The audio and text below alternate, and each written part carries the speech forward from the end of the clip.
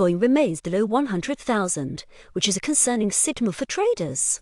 The recent price update to 93,000 and the latest buying activity that followed indicate that traders are not yet ready to return to the market, fearing further declines in BTC and the broader cryptocurrency market.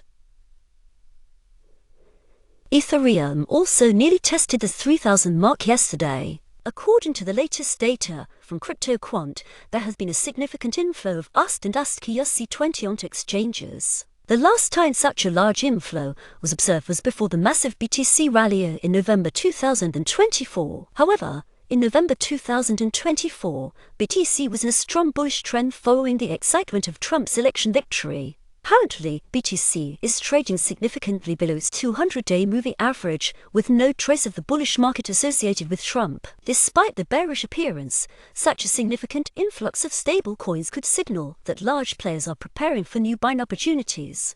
Investors may be waiting for clearer signals regarding a trend reversal or to identify BTC's new bottom to purchase at better prices. The inflows of USD and USDC provide the liquidity needed to implement these plans. It is also important to consider that bearish markets often feature periods of relative consolidation, during which large players accumulate positions in anticipation of future growth.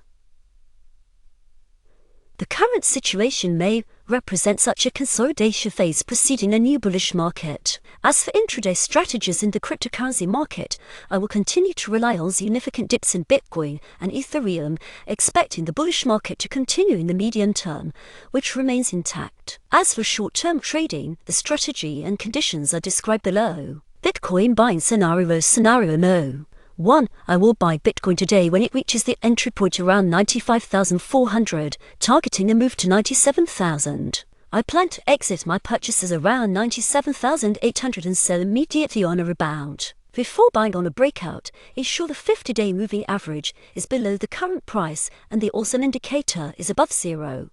Scenario no. 2. Buying Bitcoin can be considered at the lower boundary of 94,500 if there is no market reaction to its breakout back to 95,400 and 97,000. Selling scenario no. 1. I will sell Bitcoin today when it reaches the entry point around 94,500, targeting a decline to 92,700. I plan to exit my sales around 92,700 and buy immediately on a rebound. Before selling on a breakout, ensure the 50-day moving average is above the current price and the awesome indicator is below zero. Scenario no. 2. Selling Bitcoin can be considered at the upper boundary of 95,400 if there is no market reaction to its breakout back to 94,500 and 92,700. Ethereum buy scenario no. 1. I will buy Ethereum today when it reaches the entry point around 3,212, targeting a move to 3,350. I plan to exit my purchases around 3,350 and sell immediately on a rebound. Before buying on a breakout, ensure the 50-day moving average is below the current price and the awesome indicator is above zero. Scenario no. 2. Buying Ethereum can be considered at the lower boundary of 3,150 if there is no market reaction to its breakout back to 3,212 and 3,350.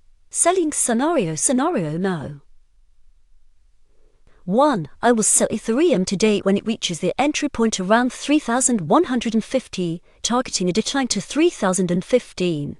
I plan to exit my sales at around 3,015 and buy immediately on a rebound. Before selling on a breakout, ensure the 50-day moving average is above the current price and the awesome indicator is below zero. Scenario no. 2. Selling Ethereum can be considered at the upper boundary of 3,212 if there is no market reaction to its breakout back to 3,150 and 3,015. The material has been provided by robotfx.org.